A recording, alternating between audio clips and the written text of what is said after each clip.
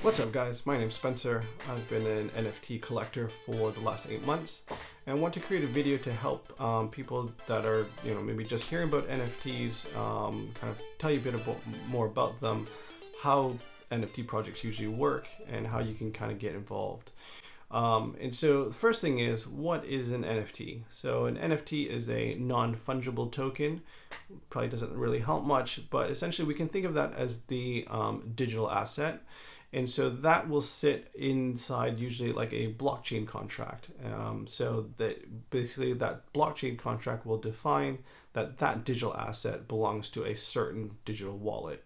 So it could be your wallet in this case. And so the blockchain that NFTs typically exist on is through Ethereum. And so when you're buying and selling NFTs, you'll need an Ethereum in your wallet.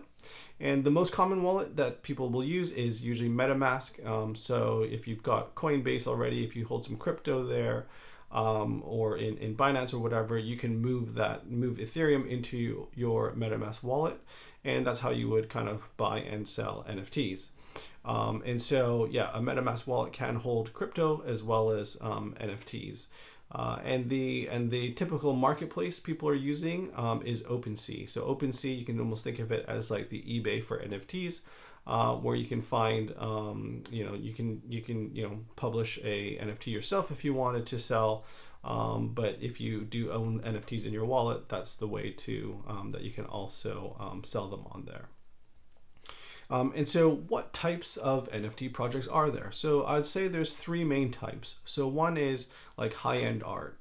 And so you might have like, let's just take like Banksy. And so if Banksy created a digitized version maybe of his art or something like that, I would say that would be high-end art. The second would be like, is like there's kind of gaming NFTs. And so, this is where there might be an existing game, and then you can buy an NFT, which represents like a character, or it could be even like weapons or accessories or whatever it is that you can then use in that game. And the third type is community-based kind of PFP or profile picture projects. And so those are the ones that I'm going to talk about a little bit more, because those are the ones that I've been mainly collecting over this period. So let's talk a bit more about those. And so with these community-based projects, so typically they'll be around some type of theme.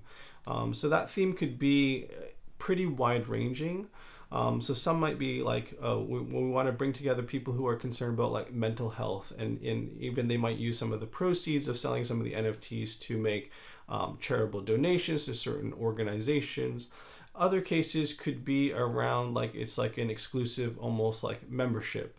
So it might be of, maybe it's an exclusive group. You get this membership and then you get access to this community, which is made up of really good like NFT investors, or maybe it gives you access to certain tools that are there. But you can just think of these as these communities that come together, which can be sometimes about the actual art itself, or some of the additional utility that you might get out of it. Okay, so so how do these start? So NFT kind of marketing really starts on Twitter. I'd say it's not really it's maybe a little bit of Instagram, but Twitter is the main kind of social network where NFTs usually will market and how they get discovered. And so once they kind of like have usually built up some type of like Twitter following, they will then launch a Discord. So then people will come into a Discord. And so a Discord is like kind of like a chat app for groups. So it's almost like if you've used Slack for work, essentially Discord can have a bunch of different channels that they can create. And basically people can talk within them. So, it would be obviously about that project. But there might be, general chat where people can talk. There might be kind of art channels, meme channels, people talking about pets.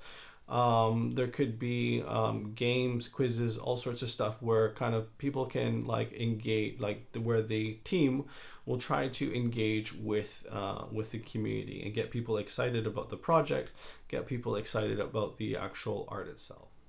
So typically these projects are building up this community for a period of probably, like, I'd say on the short side would be like 1 month. They're typically maybe 2, maybe 3 months that they're trying to build up this community, get people into these discords, and really kind of build up the demand for the project, right? So they're usually at this point, again, maybe sharing some sneak peeks of the art. They are maybe showing or like communicating some of what might be on the future plans, and things like that. But essentially they're building up the demand. Okay, and so a collection, in this case with these community-based projects, I'd say the collections is kind of in the, that they're going to launch will be in the thousands. I'd say on the high end now would be like 10,000. Like 10,000 was pretty normal before, but now I think as more and more projects come into the space, people are realizing it's getting harder to sell out a big collection. So those are dropping slightly at the moment. But they're building up that demand. And so what happens is that there will be a time when they say we're going to launch, and they have like a mint day. So the term mint is basically just like the first time an NFT is kind of created or purchased. And so that will be that kind of, that's a big event for the project. And so that launch day will usually be split, let's just in a simple way, probably into 2 phases. One will be this kind of pre-sale, or you'll hear the term whitelist. And so those are kind of reserved for, typically what they're doing is they're rewarding people who have been really engaging with the community or have helped other people in the community, or maybe they've won a contest of some sort. And so those people will be on the pre-sale list. So they're basically usually guaranteed to be able to buy one of the NFTs. And usually that will be kind of like the lowest price of entry. And then if the second phase of the launch will usually be then a public sale. And so that's when they might release the link to the public. People can get in and buy the NFT. The issue is usually like if it's a very popular project, there's a lot of demand around it, then that public sale will sometimes like sell out in like seconds. And it becomes very, very hard. A lot of people will end up missing out on that. So if you really like a project, typically you're going to want to kind of be engaged in the Discord and try to get one of those pre-sale or whitelist spots. All right, so let's just say that the project has sold out. So they've gone through their whitelist or pre-sale and their public sale, and they've sold out. And you will see that on like popular projects where it's because they've got like 100,000 people in their Discord. So they've got a lot of people that are interested in their project. They only had maybe 5,000 to sell, and so they've sold out. And you will, like, as soon as that happens, and let's say you're lucky enough to mint a couple of them at the whitelist stage, you already see those in your OpenSea wallet. You might already start to see that people are selling them for more than they costed them to mint it.